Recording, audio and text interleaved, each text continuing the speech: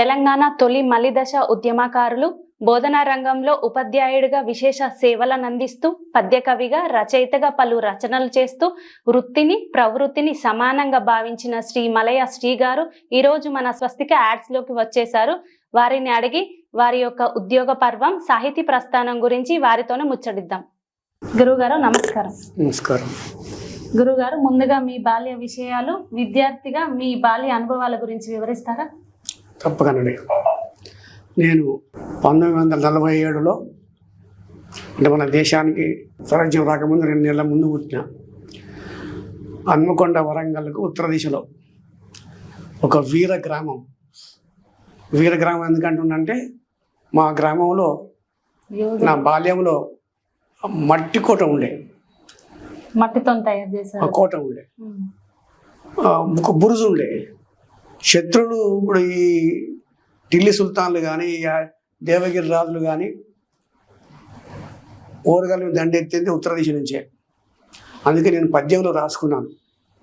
పద్యంలో ఓరుగల్లు సమీప ధీరుల గ్రామము వంగ పహాడులు వచ్చితి ప్లస్ ఇలకు వచ్చితిలకు భూమికి వచ్చిన ఆ గ్రామంలో పుట్టడం నా అదృష్టంగా భావిస్తున్నాను. మేము యాదవులం కొల్ల అంటే శ్రీకృష్ణుని యొక్క వంశం. అందులో యాదవులలో మొదటి విద్యావంతుని, మొదటి ఉద్యోగిని ఆ కాలంలో. ఆ విధంగా నేను 5వ తరగతి వరకు వంగపహాడులో చదివాను. వంగపాడు ఊరు పక్కనే గుట్ట ఉంది. వ్యవసాయదారుల కుటుంబము మన గ్రామము.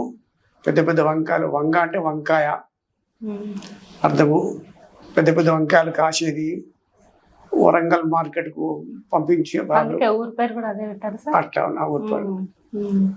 అట్లా రైతులు మొదలు నెత్తి గంపల మీద, తర్వాత సైకిళ్ళ మీద మోసుకుపోయేవాళ్ళు రైతులు. వంకాయలు కాకుండా వేరే కూరగాయలు కూడా వరంగల్ మార్కెట్కు, కూరగాయల మార్కెట్. ఇది నా బాల్యంలో. తర్వాత 4 అన్నదమ్ములో 3 ఒక అన్న ఉన్నాడు, ఇప్పుడు ఇంకా జీవించున్నాడు. 2 తమ్ములు, ఒక చెల్లెలు ఉంది. నర్సంపేట నాకు ఉపాధ్యాయ ఉద్యోగమే చేయాలి, ఇంకా వేరే ఉద్యోగం వద్దు. చిన్నప్పటి నుంచి బలమైన కోరిక ఉండేది. ఎందుకంటే పిల్లల ముఖాలు కలకలలాడుకుంటుంటాయి, రంగురంగుల రిబ్బెన్లు, చక్కని ఒక వాళ్ళలో ఒక తేజస్ ఉంటుంది, ఒక తేజస్ ఉంటుంది. ఉపాధ్యాయ ఉద్యోగం చేయాలి, అందులో అడవి ప్రాంతాల్లో చేయాలి. ఇది మాత్రం ఒక వెర్రి కోరికగా ఇప్పటి కాలపు యువకులు భావించుకుంటారు. ఇదేం వెర్రి కోరిక, సుఖపడాలనుకుంటారు. అయితే నేను ఎక్కడ అడవి ప్రాంతాల్లో పనిచేయాలి. వరంగల్ జిల్లాలో ములుగు, ఏడున్నర ప్రాంతాలు, పాకాల ప్రాంతాలు ఉన్నాయి. ఆదిలాబాద్ ఎప్పుడు ఊహించుకోలేదు. అట్లా ఉండేది. అనుకోకుండా మా మిత్రులు చేయబట్టి సిర్పూర్ ప్రాంతానికి వచ్చాను. హయ్యర్ సెకండరీ సర్టిఫికెట్, ఎస్ఎస్సి కాదు, హెచ్ఎస్సి అంటే ఇంటర్ ఫస్ట్ ఇయర్ అన్నట్టు. ఉపాధ్యాయ శిక్షణ అంటే టీచర్ ట్రైనింగ్. ఉపాధ్యాయ శిక్షణ చిత్రం ఏంటంటే, హన్మకొండలో, నర్సంపేటలో అప్లికేషన్ ఇచ్చిన. 2 చోట్ల వచ్చింది. వస్తే నాకు అడవిని చూద్దామన్న బలమైన కోరిక ఉన్నది కాబట్టి హన్మకొండలో జైలు కాకుండా నర్సంపేట జైలు అయినా. అడవి ప్రాంతాలు ఉపాధ్యాయ ఉద్యోగము బలమైన కోరిక. అడవి ప్రాంతాలు ఎందుకంటే సహజ దృశ్యాలు, శిలయేర్లు, అడవి జంతువులు, తీగలు, అడవి పుష్పాలు, ఇట్లా నాకు ఒక పరమానందంగా. పాకాల చెరువు ఉపాధ్యాయ ఉద్యోగం రాకముందే పాకాల చెరువు మొత్తంలో ఈత కొట్టిన. 2 సంవత్సరాలు ఉపాధ్యాయ శిక్షణ. ఎంత ధైర్యం అన్నట్టు, మొండితనం అన్నట్టు, అజ్ఞానం అన్నట్టు అనుకోండి. పాకాల చెరువులో 100 ఏళ్ళ నుంచి రాస్తున్నారు చెరువు. అందులో మొసళ్ళు ఉంటాయి. మొసలు పడితే మా గతి ఏం కావాలి? అది ఏం భయం లేదు, ఏం లేదు. ఈత కొట్టినాం, మొండి ధైర్యం. గారు, మీరు ఉపాధ్యాయులుగా మొదట ఏ ప్రాంతంలో ఉద్యోగ విధులు నిర్వహించారు? మీరు ఆ ఉద్యోగానికంటే ముందు రోజు హన్మకొండ ఎంప్లాయ్మెంట్ ఆఫీస్ పోయేది. నాకు ఉపాధ్యాయ శిక్షణ మిత్రులు ఇద్దరు వాళ్ళు వరంగల్ జిల్లా వాళ్ళే. వాళ్ళు అక్కడ ఎంప్లాయ్మెంట్ ఆఫీస్ కలిశారు. ఇట్లా మేము సిర్పూర్ పోతున్నాం, ఇంటర్వ్యూ ఉన్నది, మరి నేను రావాలా అంటే ఎవరైనా ఇంటర్వ్యూకు రాకుండా ఉంటే నీకు అవకాశం దొరుకుతుంది రమ్మన్నారు. ముగ్గురం ఫలాంతో తేదీ పోవాలనుకున్నాం. ఆగస్టు 1967 ఆగస్టు చేరుకున్నాం సిర్పూర్ ప్రాంతం. అప్పుడు ఆర్ బాబు గారు అని కార్నర్లో చౌరస్తాలో ఇంతకుముందు ఇల్లు ఉండేది. వారు మామూలుగా బాల్యంలో బాగా కష్టపడి తట్టబోసి తెలుగు నేర్చుకొని ఆంగ్లం నేర్చుకొని అటువంటి వారు. అప్పటి బీడిఓ రాయపరెడ్డి రెడ్డి క్రిస్టియన్, వరంగల్ జిల్లా అనగా విన్నాం.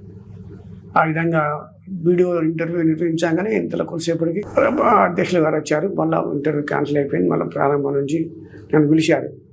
బాబు ఏం పేరు అంటే ఫలానా సార్.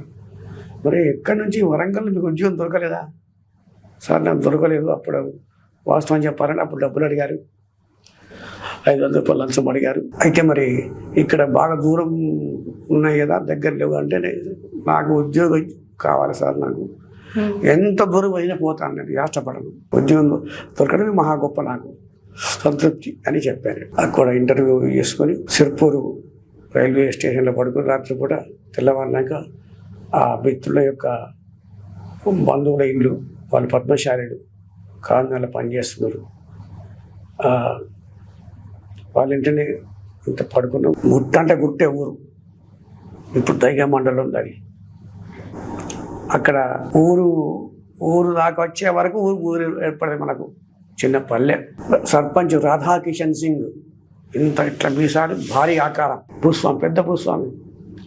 నమస్కారం చేసి అక్కడ నేను కొత్త టీచర్ని ఇచ్చానండి చెప్పి నమస్కారం చేసి ఇచ్చానంటే, ఆ రోజు వర్షాకాలం కాబట్టి ఎంకే జమా అని ఒక హెల్త్ ఇన్స్పెక్టర్ వచ్చారు. వాళ్ళకు దివాన్ ఖానా అని ఉంటుంది భూస్వాములకు.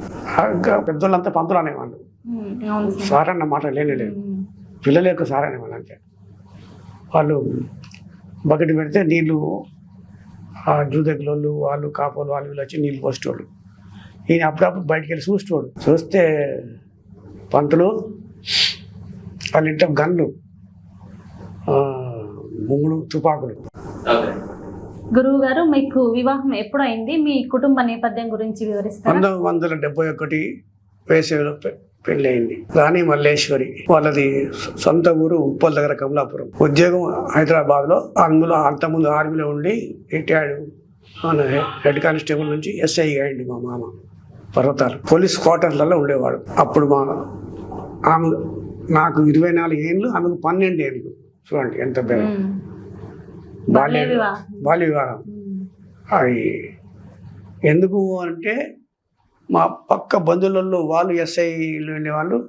మా మామకు చిన్న నడి మామకు ఇష్టం లేకుండే, వాళ్ళ భూస్వాములు భూములు కావాలి అట్లా ఇట్లా ఉండేది. మా అత్తమ్మ కంటే పెద్ద వయసు ఆమెది. బంధువులు మంచి ఆకారం, చక్కని ఆకారం ఉండేది వాళ్ళది. ఆమె మామను మరిది అని పిలిచేది. ఇక బుద్ధి ఉన్నదా, పిల్లగాడు చక్కగా ఉన్నాడు, ఉద్యోగం చేస్తాడు, ఏం భూలు కొండిపోతారు. కోప్పడితే అప్పుడు ఒప్పుకున్నారు. మా మామకి ఇష్టం లేకుండే, అయినా పెళ్లి చేశారు. 71 ఇక అక్కడి బోధంపల్లి పోయినాం. ఇది 2వ గ్రామం. ఇది బోధంపల్లి. అప్పుడు బస్సులు ఎక్కడి, రోడ్ ఎక్కడిది, కరెంట్ ఎక్కడిది, ఏది లేదు. సార్ మీకు ఎంతమంది పిల్లలు సార్? ఒక కూతురు, 2 కొడుకులు. కూతురు పెద్దది, కొడుకులు 2. ఇందిరా, సుభాష్ చంద్రబోస్, భరత్ కుమార్. దేశభక్తుల పేర్లు. నేను ఈ దేవతల పేర్లు, ఆ పేర్లు నాకు ఇష్టం ఉండదు. ఉపాధ్యాయ శిక్షణలో ఉన్నప్పుడే సుభాష్ చంద్రబోస్ పెద్ద ఫోటో ప్రేమ కట్టుకుని ఉంచుకున్నాం. గురువు గారు, మీరు మంచి కవులని మాకు తెలుసు. మా కోసం, మన ప్రేక్షకుల కోసం ఒక మంచి పద్య కావ్యాన్ని వినిపించండి. ఓరుగల్లు సమీప ధీరుల గ్రామము, వంగ పహాడులో వచ్చే తిలకు, కొమరమ్మ కనకయ్య కొమరైన జనకులు, సజ్జనులిద్దరు సన్నుతులును, సోదరులు 3 సోదరొకటి నాకు, అనురాగ బంధము అమరింది. రాణి మల్లేశ్వరి రసమయ్య అర్ధాంగి, మలయశ్రీ పూదోట మల్లయ్య ఆమె కూతురొకటి మాకు కుమరులు ఇద్దరు దేశభక్తులు వారు దీపసములు బాల్యము నుండి పావన గురుపదమునందగ కష్టించి పొందినాను భావి పౌరుల దిద్దు పదవులో నిన్నుట పరమ పదమునదియే భాగ్యమదియే నేను రా తెలంగాణ నినదించ రాష్ట్రమై పలు గీతములు వ్రాసి పాడినాను నేను రా తెలంగాణ నినదించ రాష్ట్రమై పలు గీతములు వ్రాసి పాడినాను నేనటవీ ప్రాంత నికటమో పల్లెల ఉజ్జగ పనిచేసియుంటి నేను ఉపాధ్యాయుల నిజమైన హితుడనై వారి కట్టులు బాయ పాటలు పడితే నేను రాయవనీతి దిష్పద రాక్షసి కోరలదును మాడ పోరినాను. చాలా చక్కని పద్యం వినిపించారు గురువుగారు. పద్యాలు అంటే పిచ్చి భ్రమ నాకు. గురువుగారు, మీరు సాహిత్యం వైపు మొగ్గు చూపడానికి గల కారణాలు వివరిస్తారా? ప్రాథమిక పాఠశాలలో ఉన్నప్పుడు తెలుగు చెప్పేవారు కౌరయ్య సార్ అని. వారు ఉర్దూ మీడియం ఉపాధ్యాయుడు. ఉర్దూలో రామాయణం వినిపించేటోడు. ఉర్దూలో రామాయణం చెప్తే మాకు ఆ ఉర్దూ ఒక్క బుక్క అర్థం కాదు. కాకపోతే వారికి అమ్మని కంటానికి ముద్దులైపోయేవాళ్ళం. భాష అర్థం కాకపోయినా వినడానికి బాగుంది. అట్లా ఉండేది. తర్వాత వెంకటాచారి గారు అని మా లష్కర్ బజార్ హై స్కూల్ హన్మకొండ, అక్కడ వారు మాకు చాలా భారీ ఆకారము. వారి భార్య కూడా టీచరే, ధోతి కట్టేవాడు, కమీజ్ చేసేవాడు. వారు మాకు తరగతి ఉపాధ్యాయుడు. అప్పుడు మాకు ఆప్షనల్ మ్యాథ్స్ ఉండేది. నాకు లెక్కల్లో కొంచెం బలహీనంగా, ఎందుకంటే మిత్రుల యొక్క సహవాస దోషం వల్ల 5 వరకు హుషారు ఉంటుంది, 6లో దెబ్బతిన్నది. 6, 7 ఆ కథ వేరు. మళ్ళీ బాగా సమయం అవుతుంది బాగా. అయితే వారు ఆప్షనల్ సబ్జెక్టులో హిస్టరీ ఆఫ్ ఇంగ్లాండ్, సంస్కృతం మేము పోయిన సంవత్సరమే ఆ సంవత్సరం తీసి పడేసాడు. History of England, British history, అలా మ్యాథ్స్ వేరే వాళ్ళు ఉండేది. తెలంగాణ ప్రత్యేక రాష్ట్ర సమయంలో ఇటు తొలి దశ అటు మళ్ళీ దశ ఉద్యమంలో మీ స్వీయ అనుభవాల గురించి ఒకసారి చెప్పండి. తప్పగా చెప్తాను. 1968 నేను ఒక దినచర్య డైరీ రాసే అలవాటు నాకు ఉన్నది. 67 నుంచి పుట్ట ముందు నుంచి విషయాలు కూడా రాసిన, కానీ పుట్ట ముందు ఏమో మా అమ్మమ్మను చిన్నమ్మను అమ్మ లేదు, అమ్మ చిన్నమ్మ చనిపోయింది. కాబట్టి 69లో హన్మకొండ చౌరస్తా ఇప్పుడు చూసి ఉండొచ్చు. ఇప్పుడున్నంత అందంగా చౌరస్తా లేదు. అదే బస్ స్టాండు, అదే చౌరస్తా. అప్పుడు టాంగా స్టాండ్ ఉండేది. టాంగా బండ్లు అప్పుడు ఈ ఆటోలు లేకుండే గుర్రం రద్దీ పెట్టేది. అక్కడనే బుబ్బడాలు అమ్మేటోళ్ళు. ఆ చౌరస్తా నుంచి నేను పబ్లిక్ గార్డెన్ పోవాలి. ఒక 1/2 కిలోమీటర్ కంటే ఎక్కువ ఉంటుంది, సుమారు కిలోమీటర్. అక్కడ సమావేశం ఉన్నది, తెలంగాణ సమావేశం.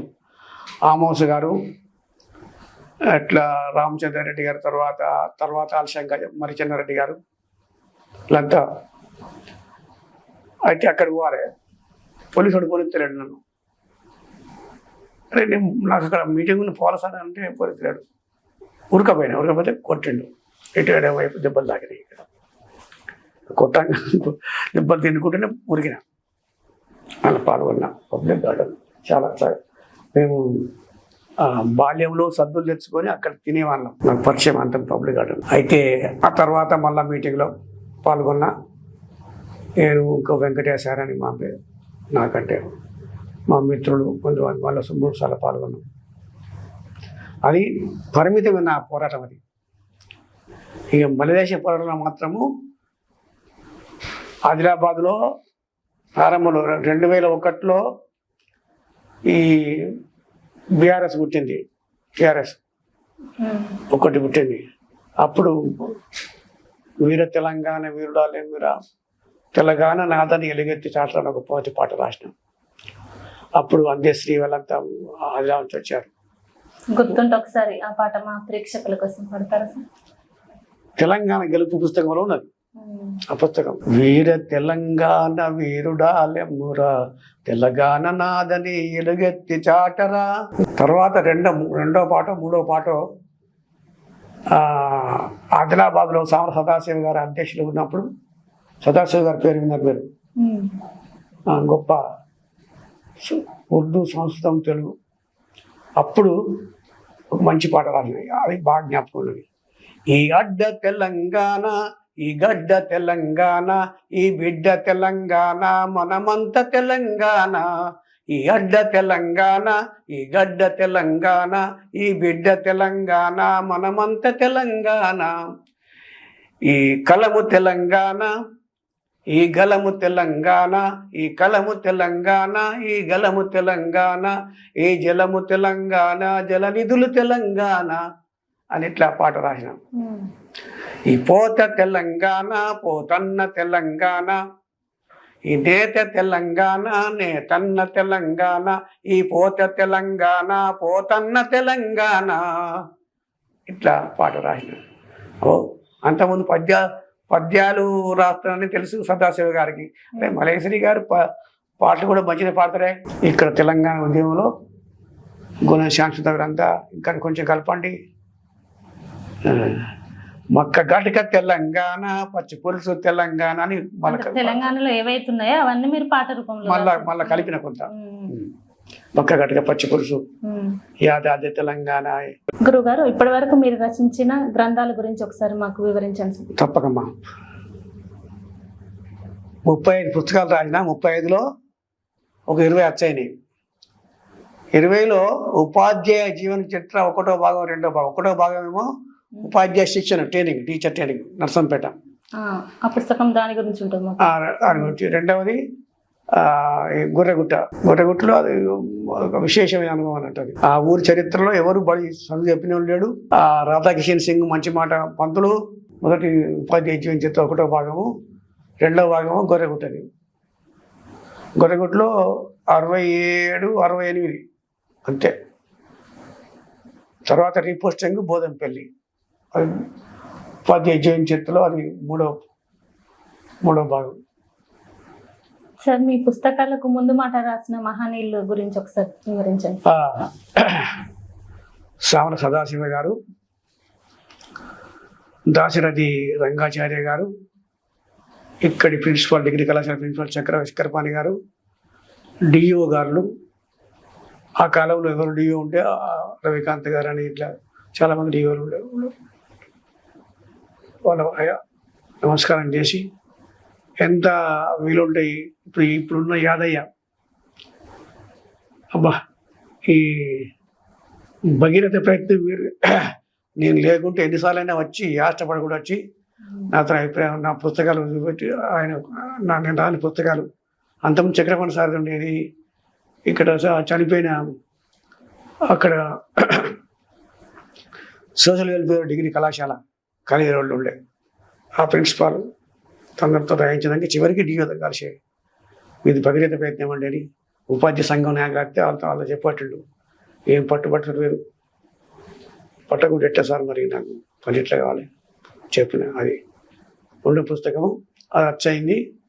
ఆవిష్కరణ కాలేదు అది. అంతకంటే ఆ తర్వాత రాసిన ఆవిష్కరణ. ఆర్థిక పరంగా ఎవరైనా మీకు ఆ టైంలో యూజ్ అయిన? ఆర్థిక పరంగా ఇబ్బందులు ఎదుర్కొన్నాను. ఎందుకంటే మిత్రులు అంటే మిత్రులే ఉన్నారు. కొందరు మిత్రులు, కొందరేమో మిత్రులు కాకుండా కూడా కొంచెం సాయం చేసిండ్రు నాకు. ఇప్పుడు డాక్టర్ రమణ గారు, తర్వాత రమణ గారు అర్చమైన పుస్తకము తెలంగాణ గెలుపు కోదండరాము గారితో ఆవిష్కరింపజేసిన. 2వ పుస్తకము, 3వ పుస్తకం సబల బలంకల స్త్రీ, అది పద్యాలే. అంటే సామాన్యంగా అనుకోవద్దు, ఈ మగవాళ్ళు ఆడవాళ్ళకు విలువ ఇయ్యరు ఎక్కువ.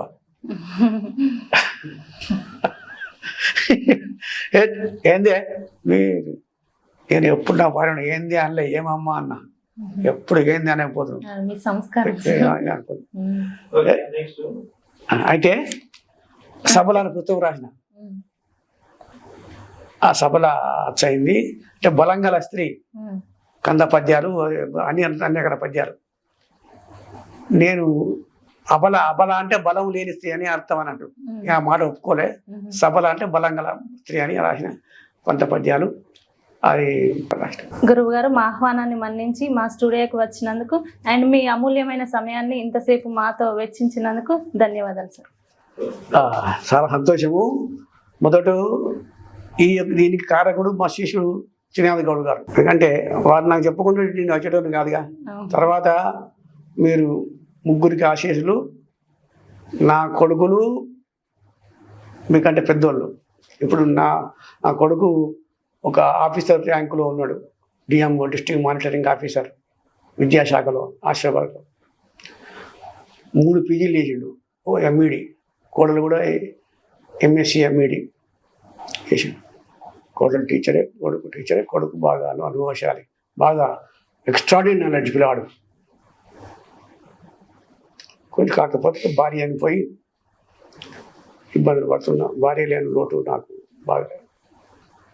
చిన్నప్పుడు 8వ క్లాస్ ఉన్నప్పుడు తల్లి పోయింది. 2019లో భార్య పోయింది. 2014లో కొడుకు పోయింది. కొడుకు కళాకారుడు, పెద్ద కొడుకు సుభాష్ చంద్రబోస్ కళాకారుడు. మీరందరికీ ఆశీస్సులు. శ్రీనాథ్ గారికి ఆశీస్సులు. మీకు ముగ్గురికి ఆశీస్సులు అమ్మా. చాలా సంతోషం. ధన్యవాదాలు. ధన్యవాదాలు సార్.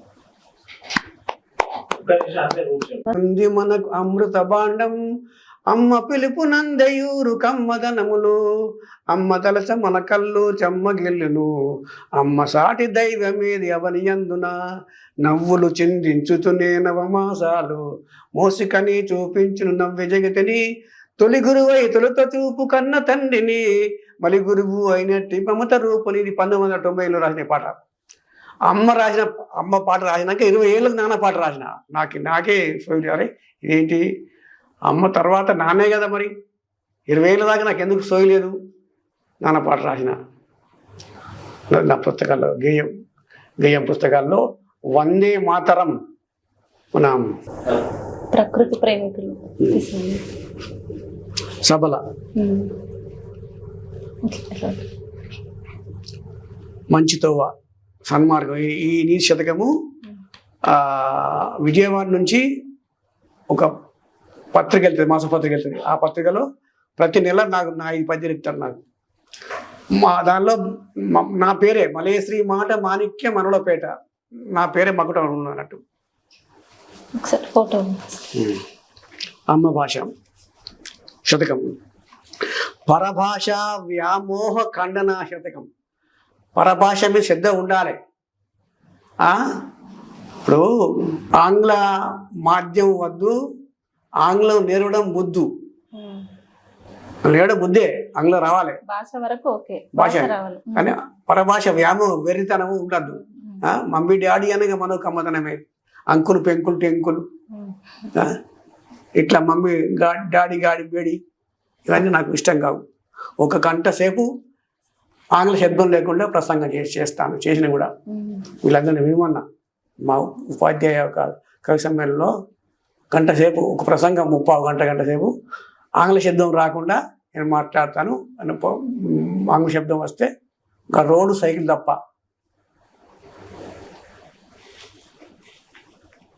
మొగ్గలు. ఈ జిల్లాలో బాల సాహిత్యం ఎవరు రాయలేదు. ఈ 4 జిల్లాల్లో. ఇది ఆకాశవాణిలో నేను పిల్లల ప్రోగ్రాం ఇచ్చిన.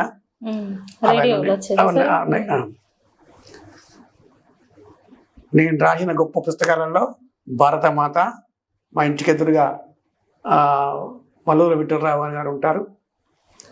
ఇది విశ్వగురువు పేరు ఇప్పుడు విన్నారే మాట్లాడతాను. గర్వకారణం భారతదేశం. శ్రీనాథ్ గారికి బాగా తెలిసి ఇటువంటి విషయాలని. భారతదేశం విశ్వగురువు.